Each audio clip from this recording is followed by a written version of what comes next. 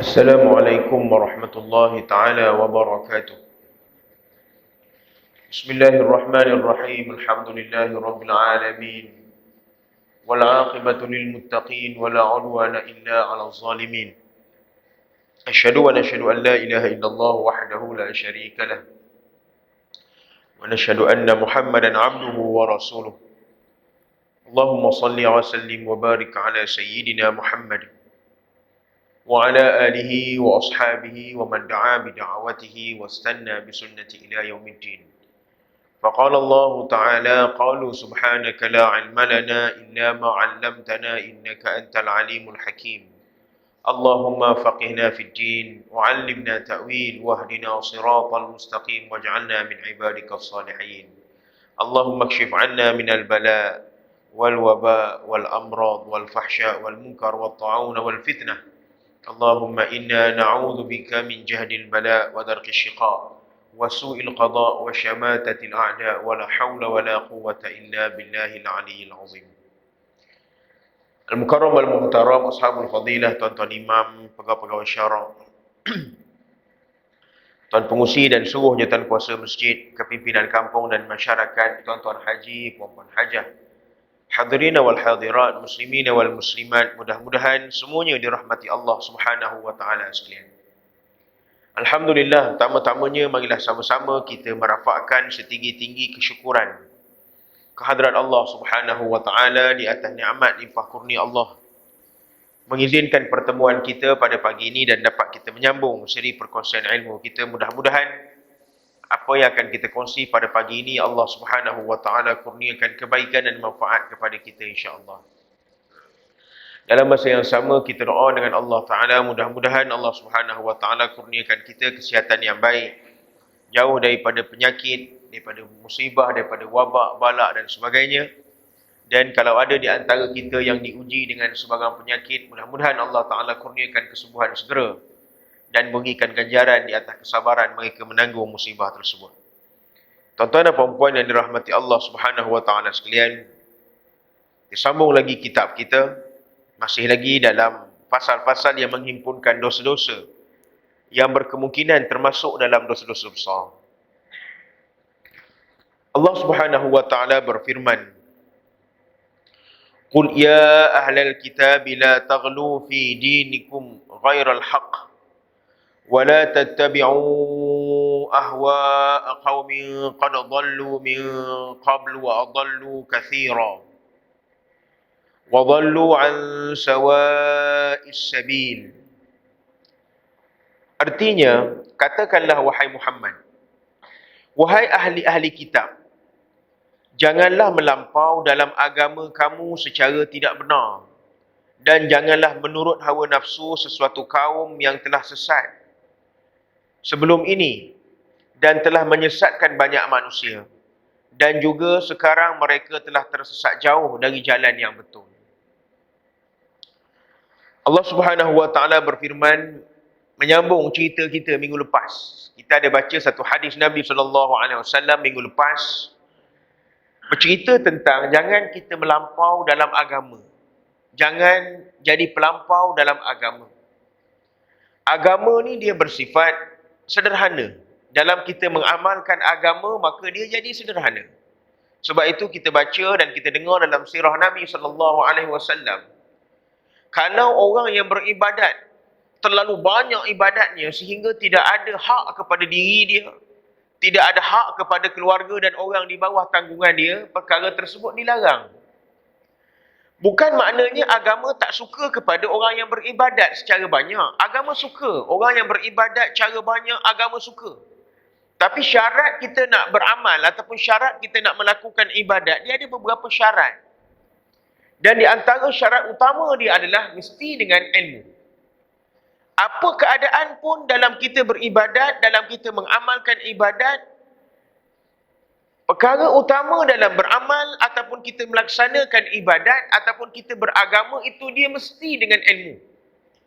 Kalau kita tidak beramal dengan ilmu, maka jalan yang paling mudah ataupun jalan yang paling cepat untuk menjadi sesat adalah bila mana kita beribadat tanpa ilmu.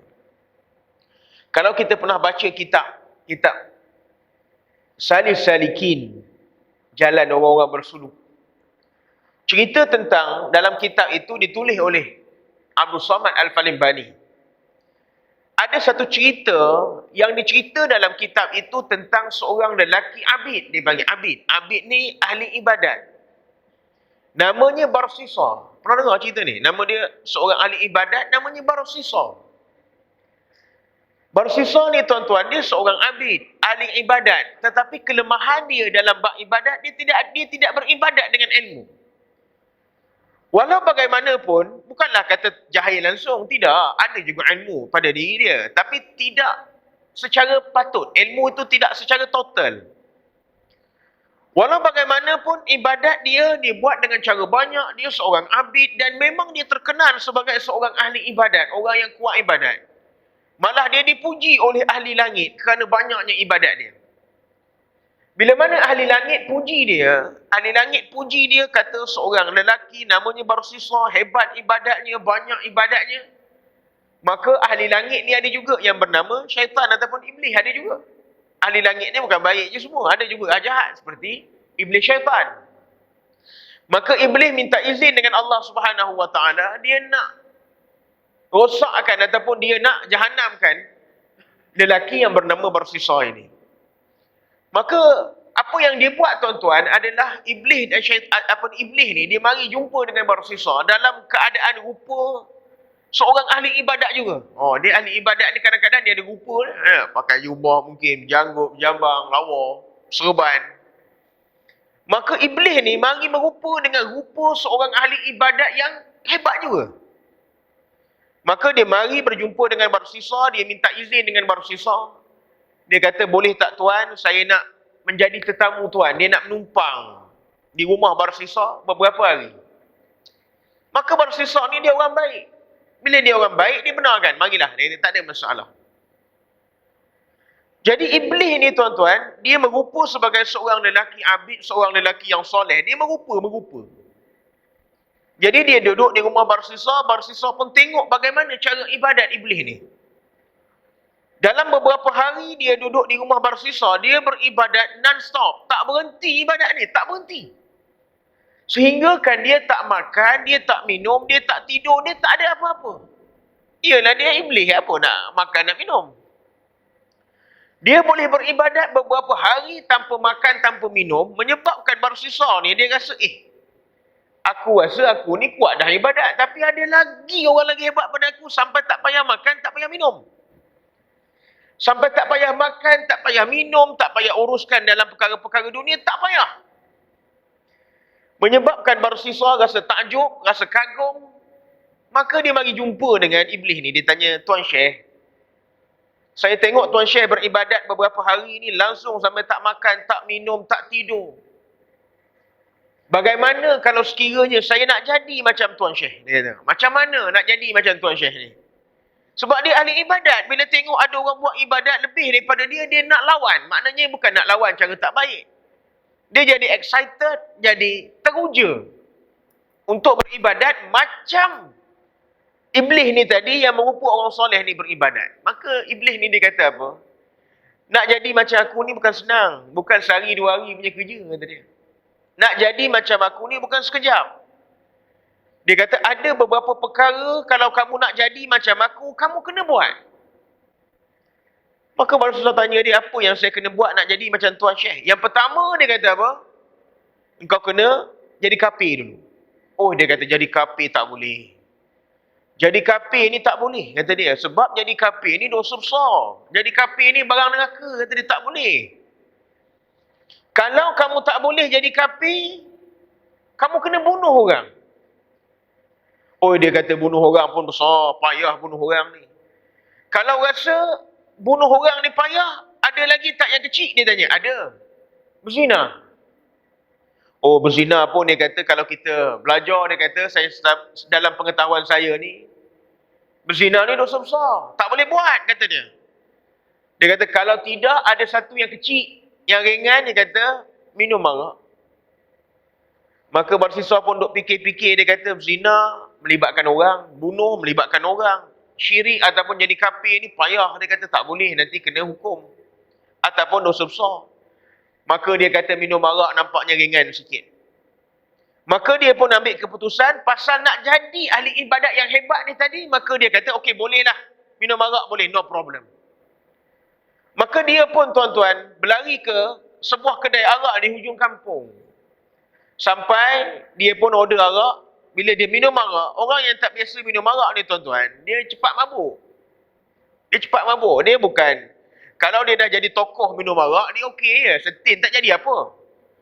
Dia tak minum kasbuk setin tu tak jadi apa. Dia relax je. Kalau orang yang dah pro, ataupun kita kata, dia ahli minum arak ni.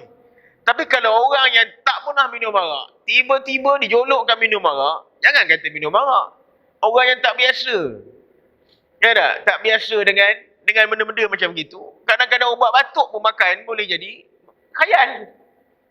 Tak biasa. Jadi dia ni minum arak tak banyak mana, minum sikit je tapi mabuk tu datang. Bila mabuk tu datang, dia hilang pertimbangan, dia tengok orang yang menghidangkan arak itu perempuan cantik, maka dia berzina dengan perempuan itu. Bila mana dia berzina dengan perempuan itu, suami perempuan tu tahu dia berzina dengan perempuan itu, dengan isteri lelaki tersebut, maka lelaki itu nak pergi buat report dengan raja. Ngadulah bini dia. Jadi untuk menutup aib dia, maka dia bunuh lelaki itu tadi. Bila mana dia bunuh lelaki itu, kemudian dia tanam di satu tempat, iblis yang menyamar jadi syekh ni tadi, dia pergi mengadu dengan raja.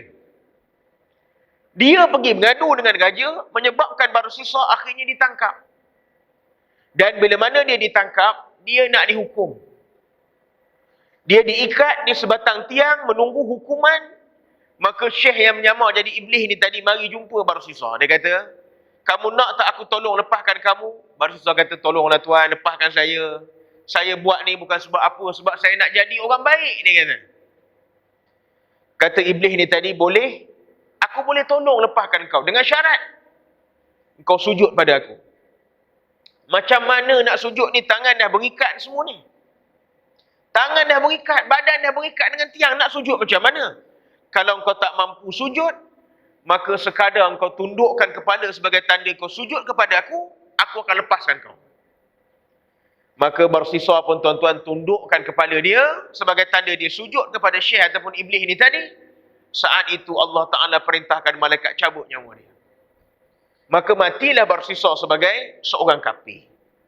Apa yang kita nak sebut tuan-tuan, dalam beribadat, syarat dia mesti ada ilmu. Dia mesti ada ilmu. Bukan ibadat itu melihat kepada kuantitinya, tapi kualiti. Kualiti itu syaratnya ilmu. Sebab itu agama tak perintahkan kita supaya beribadat dengan cara membabi buta, mengejarkan kuantiti yang banyak sampai jadi pelampau dalam agama. Tak boleh. Sebab itu Nabi kata apa? Aku juga makan. Dalam hadis Nabi kata apa? Aku juga minum. Aku juga berkahwin. Siapa yang tidak mahu mengikut sunnahku, dia bukan daripada kalangan aku. Mengapa Nabi sebut begitu tuan-tuan? Nabi nak beritahu, ada masa makan, makan. Masa minum, minum. Masa kita menguruskan, mana berkahwin itu, menguruskan keluarga. Tak seronok cucu datang, cucu balik. Ini cucu balik. Tak jumpa atuk, pasal atuk pergi beribadat dia. Kunci pintu bilik, tak boleh. Atuk tak suka cucu balik ramai-ramai bising pasal atuk tak boleh nak semayang dengan tenang kononnya. Sampai begitu. Agama tidak suruh tuan-tuan. Malah orang yang berpuasa secara berturut-turut hari itu ditegur oleh Nabi SAW. Nabi kata apa? Aku juga berpuasa dan aku juga berbuka. Mana dia apa? Ada masa aku puasa, ada masa aku tak puasa, kata Nabi. Dan puasa yang paling baik, kata Nabi apa? Puasa sebagaimana puasa Nabi Daud. Sehari puasa, sehari buka. Agama tak suruh kita puasa tiap-tiap hari. Melainkan kalau ada hutang-hutang yang dibuat oleh kita dengan Allah Ta'ala, maka itu kadar-kadar yang perlu kita bayarlah. Tapi kalau sengaja kata tak apa, puasa sunat, nak puasa sebulan, 2 bulan, nak puasa setahun. Sehingga kan orang jemput kenduri, kita tak pergi. Pasal apa? Puasa-puasa. Isteri kata, bang, anak balik, jomlah kita keluar makan sama-sama, anak nak balik asrama. Oh, tak boleh. Saya malam ni nak ibadat, nak itu, nak ini, puasa siang. Agama tak suruh kita buat begitu. Jangan jadi ekstrim dalam beramal dengan cara, dengan beribadat itu. Tidak boleh. Itu dalam konteks ibadat. Agama juga larang. Dia kata apa? Jangan kamu melampau dalam agama kamu secara tidak benar, Allah Ta'ala sebut. Maksud dia apa? Jangan kita memandang agama kita sehingga kita merendah-rendahkan agama-agama yang lain. Sehingga kita bukan merendahkan agama yang lain, kita menghina agama lain. Agama tak bagi. Sebab itu dalam hadis Nabi, Nabi kata apa? Bila mana Nabi menghantar tentera, satu pasukan tentera pergi berperang, di antara pesan Nabi SAW, Nabi kata apa? Jangan kamu membunuh orang-orang yang berada di rumah ibadat mereka. Jangan kamu rosakkan rumah ibadat mereka. Jangan kamu kacau mereka yang sedang beribadat. Makna dia apa? Agama Islam memberi penghormatan kepada agama lain. Bukan makna kita reda agama lain, kita tidak reda. Tetapi memberi penghormatan, ada toleransi. Bukanlah maknanya kita jadi, ialah bila kita Islam, orang kafir semua boleh dibunuh. Siapa mengajar kita begitu? Jadi ekstrim begitu. Belum lagi kita tengok mereka-mereka yang berzikir sehingga menari-nari dan sebagainya. Ni kan sebut bini kau, orang marah pula. Kena sebut. Sebab tidak ada dalam hukum, tidak ada dalam agama. Zikir, menari-menari, berjoget-joget, terlompat-lompat. Sehingga kita keliru. Ni berzikir selawat ke berjoget? Sampai kita keliru. Oh, dia kata zikir cara begini, baru dapat dia punya zuk dia, baru dapat dia punya feel dia. Agama tidak mengajar kita beragama dengan cara begitu. Jangan jadi pelampau. Sebab itu jangan melampau dalam agama. Berpada-pada. Baik itu Islam ni wasatiyah, sederhana. Dalam ibadat sederhana, dalam berkehidupan sederhana, dalam menjalani kehidupan seharian sederhana. Sederhana dalam semua keadaan. Dan dia kata apa? Janganlah menurut hawa nafsu sesuatu kaum yang telah sesat. Jangan ikut cara agama-agama yang telah Allah Ta'ala beri sesat pada mereka. Ada? Sehingga kan tuan-tuan, ulama menegur kita, bukan hanya meniru cara hidup orang-orang kafir. Kadang-kadang fashion ni. Ikut trend. Sehingga kadang-kadang trend yang kita ikut itu, trend yang pernah dilakukan oleh orang-orang yang dimurkai oleh Allah Subhanahu Wa Taala. Tak boleh. Ada yang jenis satu ketika hari tu sibuk gunting rambut, mengikut ada style gunting rambut, sehingga ditegur oleh ulama, dia panggil qazak. Jangan potong rambut secara qazak, ditegur oleh Nabi. Sodok tepi, tinggal jemput di tengah. Tak? Orang tua-tua tak buatlah kerja begitu. Kalau tuan-tuan buat juga, buruk sangatlah rupanya. Biasa yang buat kerja begitu budak-budak kita ni, budak-budak baru nak naik ni, budak-budak baru nak up ni. Sehingga kan mak bapak tak tegur. Tak tegur bukan pasal tak tegur. Tak tegur pasal tak tahu benda tu salah pun. Sedangkan ada pada perbuatan ataupun pada trend yang ditiru itu adalah trend ataupun budaya yang pernah diamalkan oleh kaum-kaum yang dimurkai oleh Allah Subhanahu Wa Taala satu ketika dahulu. Ni zaman kita sekarang ni zaman yang suka ada tema. Sambut hari jadi pun ada tema, tuan-tuan. Sambut hari jadi ada tema. Makan malam ada tema. Gala night ada tema. Kadang-kadang tema itu, kesesuaian tema yang dikenakan dalam majlis itu kena tengok. Apakah dia dibenarkan oleh agama? Tema Hindustan sebagai contoh. Kita pun berpusaklah nak cari baju Hindustan. Bila kita tengok Hindustan, macam mana orang Hindustan dia pakai? Rupanya pusat keluar. Rupanya bertindik itu, bertindik sini, bertindik itu. Dan bila kita tengok dalam agama tak benar. Agama kata tak boleh begitu. Tema mesti mengikut agama, bukan agama mengikut tema. Begitu juga fashion. Fashion mesti mengikut agama, bukan agama mengikut fashion. Agama mesti mengikut, agama mesti diikuti, bukan dia yang mengikut. Sebab itu, berhati-hati kita dalam mengikut ataupun menurut hawa nafsu. Terutamanya hari ini macam-macam trend yang ada. Pelik-pelik, tuan-tuan. Dan dia kata apa lagi? Sebahagian daripada kaum-kaum itu, mereka sesat dan mereka telah tersesat jauh daripada jalan manusia. Banyak daripada kaum-kaum dulu, mereka menyesatkan manusia dan mereka memang tersesat jauh. Tak boleh tuan-tuan. Maka sebab itu saya sebut. Sebab itu hari ni kadang-kadang kita tengok orang pakai tudung pun tuan-tuan. Orang pakai tudung sebagai contoh. Orang pakai tudung. Dulu kita kata zaman 50-an, 60-an nak cari orang pakai tudung payah. Semua yang mengaji, guru Quran pun tak pakai tudung dulu. Mengajar Quran tudung tak pakai. Tak pakai selendang sangkut atas kepala je. Keluar jambul depan. Dulu saya ingat awal 90-an ataupun akhir tahun 80-an dah mula masuk tudung-tudung yang mengikut yang patuh syariah ni. Yang mengikut agama, pakai tudung labuh. Betul dulu dah mula pakai tudung labuh. Mari tahun 2000 dah mula tudung difashionkan. Asal tudung kerana agama. Sekarang tudung dah jadi fashion. Ni jam nak cari orang pakai tudung labuh macam tahun 90-an dulu. Yang labuh tu dah payah tuan-tuan. Dah payah. Kalau kita tengok gambar, kita tahu ini gambar tahun 93, 97. Kita boleh teka gambar tu. Sekarang tudung dah mula diketat-ketatkan. Dah mula ketat. Akhirnya hari ni pakai tudung bukan tutup aurat, tapi pahaman mereka pakai tudung tutup rambut. Sedangkan tudung bukan tutup rambut. Tudung itu menutup aurat. Suami biar. Suami kata lawa juga pakai macam ini. Suami pasal suami pun tak ada ilmu. Lawa, belilah jenama apa pun tuan-tuan nak beli. Ya tak? Yang moden, yang tak moden, yang kain sutera ke apa. Belilah nak beli. Tuan-tuan ada duit, tak ada masalah. Tapi pastikan pemakaian tudung itu mesti patuh syariah. Mesti ikut cara agama.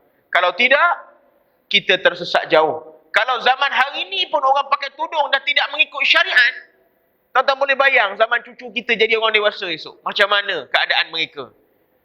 Bagaimana keadaan mereka? Kerana apa?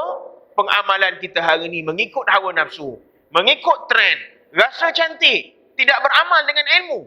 Akhirnya kita akan menjadi satu kaum yang disesatkan oleh Allah.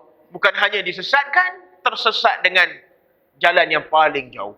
Nak patah balik bukan senang tuan-tuan. Nak patah balik bukan senang. Maka pertahankan agama dengan ilmu yang kita ada. Pastikan orang di bawah tanggungan kita tidak menjadi beban dosa kepada kita. Kalau tak kita menanggung dosa, dah lah dosa kita ni tak tertanggung. Nak menanggung dosa orang pula. Oh, baik sangat kita ni tuan-tuan. Dalam sebuah hadis daripada Ibnu Umar radhiyallahu anhu, ini cerita lain pula. Nabi SAW bersabda, "Man hulifa lahu billah falyarda. Wa man lam yarda falaysa minallahi fi syai'." Sesiapa yang diucapkan sumpah atas nama Allah kepadanya, maka hendaklah dia reda. Sesiapa yang tidak reda, maka dia sama sekali tidak termasuk daripada orang-orang yang mendekatkan diri kepada Allah Subhanahu wa taala. Ini cerita sumpah. Saya ingat kita pernah baca dulu bab sumpah ni. Sumpah dengan nama Allah Subhanahu wa taala. Sumpah dia tidak jadi satu legalize dalam agama Islam lah, dalam syariah. Sumpah hanya jadi legalize, maksudnya hanya jadi apa? Hanya dia kata mengikut undang-undang sekiranya seseorang itu bersumpah dengan nama Allah. Bila dia bersumpah dengan nama Allah, sumpah itu mengikat dia. Sumpah itu mengikat dia. Dan dia terikat dengan sumpah, dan orang yang disumpah kepadanya kena redha. Sebab itu tuan-tuan, ada beberapa sumpah ni banyaklah. Saya kata, aku sumpah kau. Sakat sumpah begitu tak jadi apa. Sumpah ni dia ada syarat juga. Antara dia apa? Mesti dengan nama Allah. Wallahi, wabillahi, watallahi. Dan sumpah itu sumpah yang mengikat. Sebab itu orang tua-tua kita pesan, jangan main-main dengan sumpah, nanti termakan sumpah. Sumpah yang macam mana termakan itu? Orang yang bersumpah dengan nama Allah dan sumpah itu adalah sumpah yang dipermain-mainkan. Bahaya orang ni. Bahaya orang ni. Sebab itu tuan-tuan, bila kita masuk mahkamah syariah, tuan-tuan ada pengalaman tak masuk mahkamah syariah? Tak ada tak? Kalau tuan-tuan ada pengalaman, tuan-tuan ada buat hal lah tu. Sebab orang masuk mahkamah syariah ni biasanya orang bermasalah je. Ataupun dia jadi saksi ya, bukan semua bermasalah. Ataupun dia jadi saksi. Saksi tidak bermakna dia bermasalah. Sebelum kita memberi apa-apa kenyataan di dalam mahkamah, maka kita akan diperintahkan bersumpah dulu. Bukan macam sumpah di mahkamah sivil. Bahawa saya bersumpah, tiada yang benar melainkan yang benar belaka. Itu mahkamah sivil punya sumpah. Di mahkamah syariah, wallahi, wabillahi, watallahi, bahawasanya saya memberi kenyataan dengan benar, tiada yang benar melainkan yang benar belaka. Biasanya kita akan diikat dengan sumpah tersebut. Kalau ada penipuan pada sumpah tersebut, maka laknat Allah lah ke atas kita. Oh, tu berat tu tuan-tuan, sumpah wallahi wabillahi watallahi ini. Sebab itu, saya masih lagi berpegang dan percaya yakin orang-orang yang bersumpah dengan nama Allah, yang mengetahui risikonya, dia duduk pada perkara yang benar. Saya masih lagi. Walaupun hari ni orang kata, alah, kadang-kadang sumpah tu nak nampakkan dia baik je, nak nampakkan dia betul je. Tetapi kalau dia tahu implikasi dia, kesan dia besar, dia tidak akan berani bermain-main dengan sumpah tersebut. Jadi dalam hadis ni cerita apa? Bila seseorang itu bersumpah dengan nama Allah, maka orang yang mendengar sumpah ataupun orang yang berada dalam sumpah itu, dia kena redha. Dia kena redha. Sebab apa? Sebab sumpah dengan nama Allah ni bukan sumpah main-main. Bukan sumpah main-main. Sebab itu tuan-tuan, kita jangan tiru perangai orang Arab. Tuan-tuan main juga, wallahi, wallahi, wallahi. Orang Arab memang dia suka. Wallah, wallah. Orang Arab memang dia suka begitu. Kita jangan ikut dia. Masalah kita orang Melayu, masalah kita orang Melayu, apa yang orang Arab buat, pada kita itu agama buat. Tuan-tuan ingat apa? Orang Arab tu betul semua ikut agama. Mana ada? Tak betul. Kita ikut agama kerana agama itu, bukan kerana orang yang mengikut agama. Kerana agama itu. Jangan tengok, orang Arab buat begitu, di Mekah buat begitu, di Madinah buat begitu. Apa yang dibuat di Mekah, Madinah itu betul? Tak semestinya. Apa yang dibuat oleh orang Arab itu betul. Ini dengar orang Arab cakap Arab, dia ingat orang Arab baca Quran. Tak mati kita. Saya bawa jemaah. Bawa jemaah pergi umrah. Driver ni orang Mesir. Jadi dia duduk dalam bas, dia bawa bas daripada Madinah ke Mekah lebih kurang 5 jam. Lama 5 jam kan kita naik bas. Jadi ada jemaah kata, ustaz, baguslah driver kita, saya nak sedekah kat dia lah. Saya kata, pasal apa? Sedekah pergilah, tak ada masalah. Daripada Madinah tadi ustaz sampai ke Mekah, tak berhenti dia baca Quran. Saya duduk depan. Saya kata, bila masa dia baca Quran? Dia kata, ustaz tak dengar ke? Saya dengar dia kata dia baca Quran.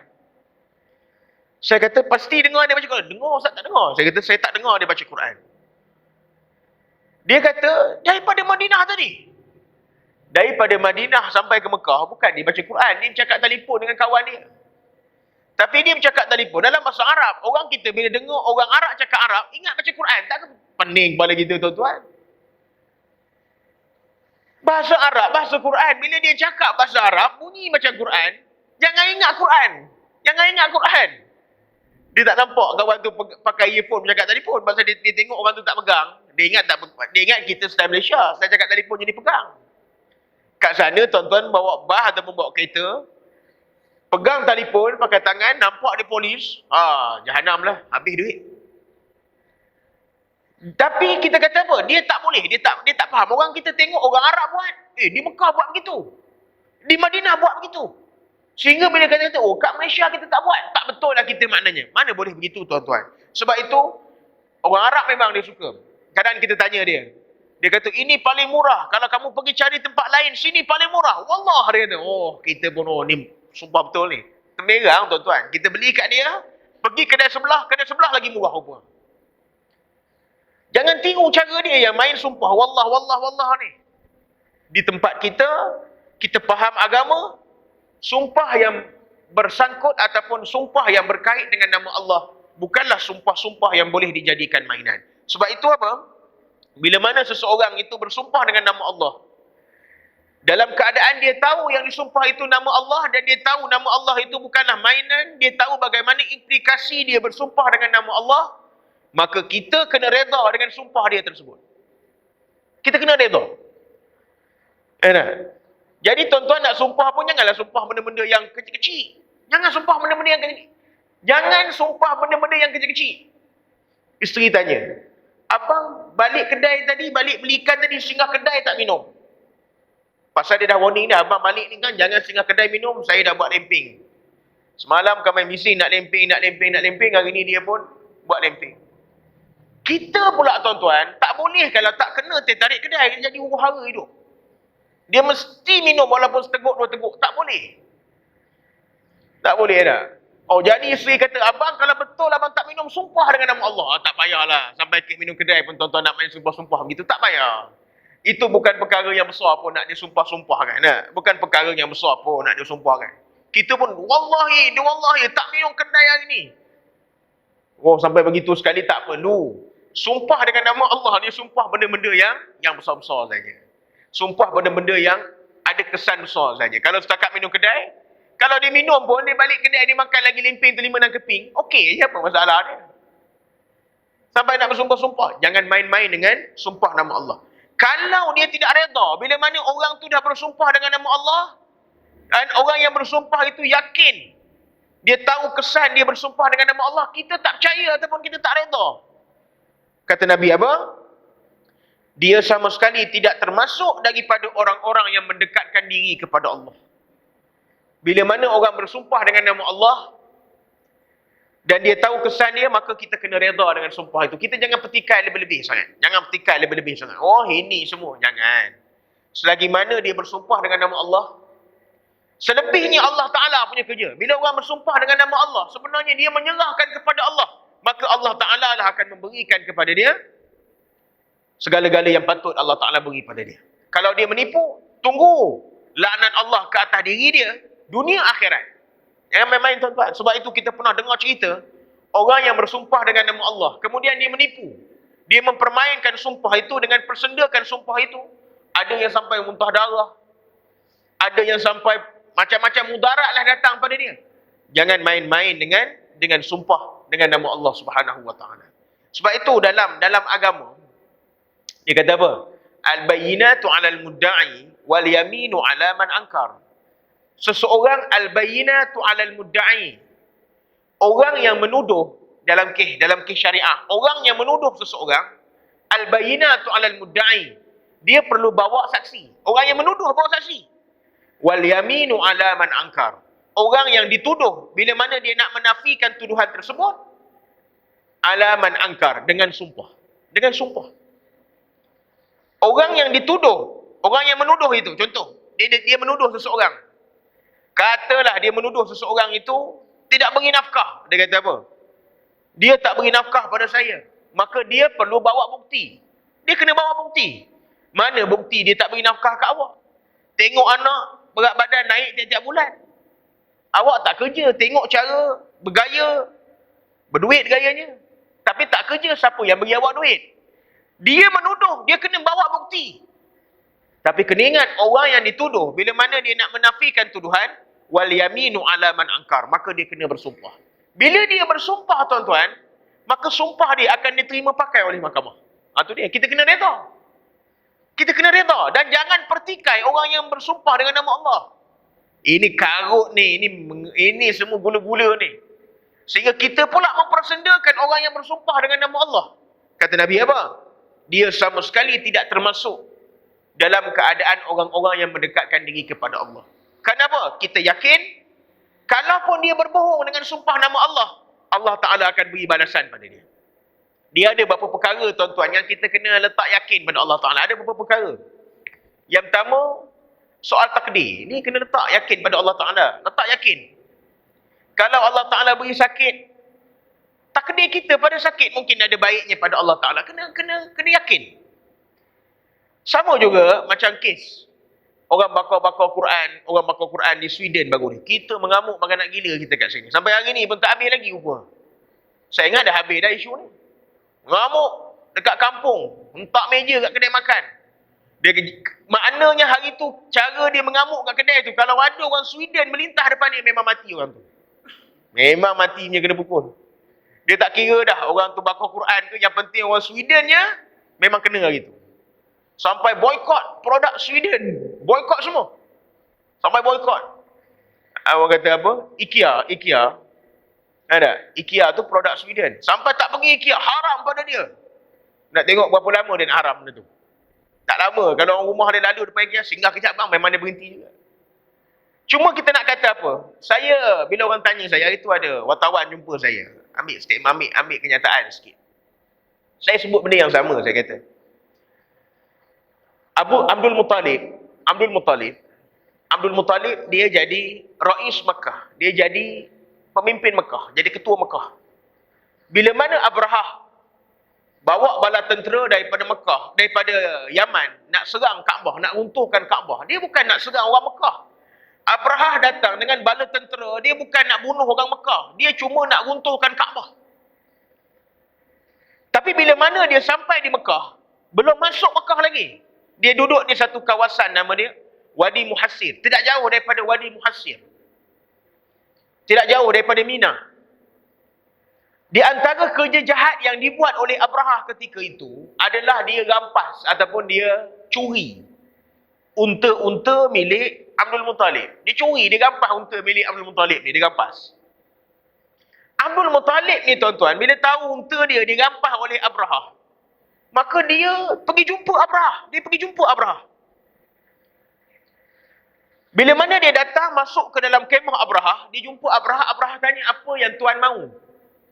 Walaupun dia nak attack Mekah, yang datang jumpa dia Abdul Muttalib, dia hormat Abdul Muttalib sebagai pemimpin Mekah, dia hormat. Dia letakkan kursi, dia letakkan tempat duduk yang elok.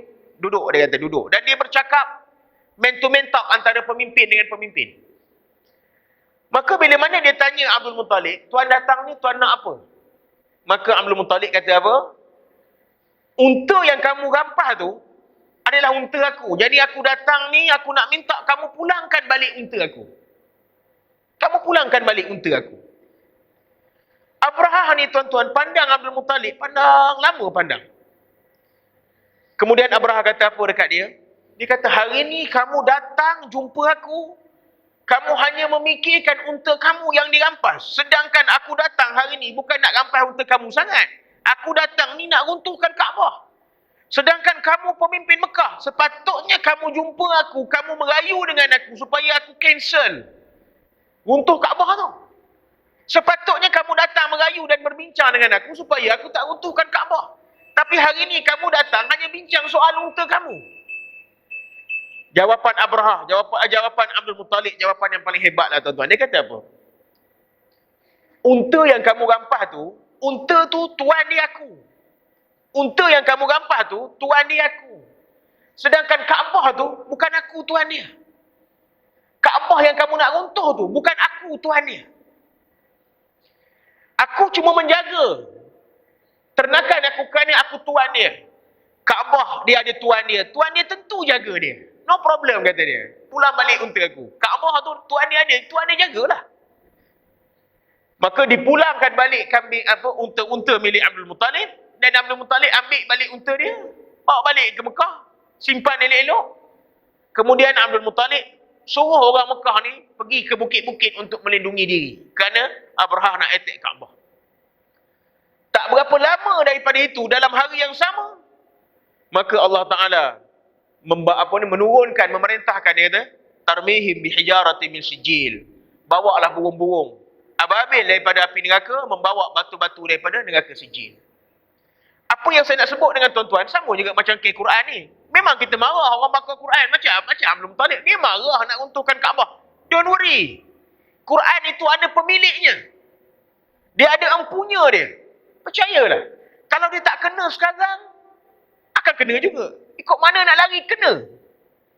Yang kita nak kelang-kabut, kuliah tak lari. Ya tak? Hentak meja macam pejuang Islam. Sembahyang Jumaat pun datang, khutbah kedua baru sampai. Jadi tak payah nak bising-bising lah orang macam itu, tuan-tuan. Jadi kita kata apa? Dalam agama ni, Allah Ta'ala, bila sebut nama Allah, Allah Ta'ala yang memegang sumpah itu. Percayalah. Ikut mana pun kalau dia menipu, Allah Ta'ala akan balas. Pasal kamu sandarkan sumpah itu pada aku, kata Allah. Kamu jual nama aku. Kamu guna nama aku. Allah Ta'ala, nama dia Asma Allahul Husna. Nama-nama Allah yang indah. Jadi bila dikotorkan nama dia, maka empunya nama akan jaga nama baik dia. Jadi tuan-tuan, berhati-hati dengan bersumpah dengan nama Allah.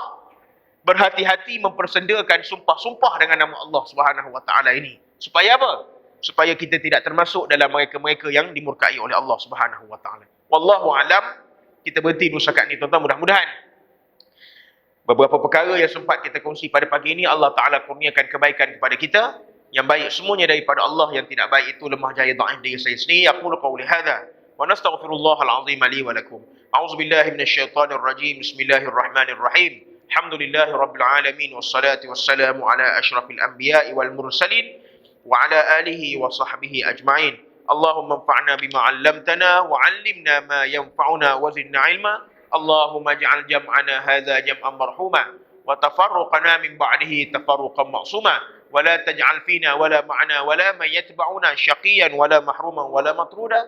Allahumma rabbana atina fid dunya hasanah wa fil akhirati hasanatan wa qina adzaban nar. Sallallahu ala sayyidina Muhammad wa ala alihi wa sahbihi wa sallam. Walhamdulillahi rabbil alamin. Taqabbalallahu minna wa minkum. Wabillahi taufiq wal hidayah. Assalamualaikum warahmatullahi wabarakatuh.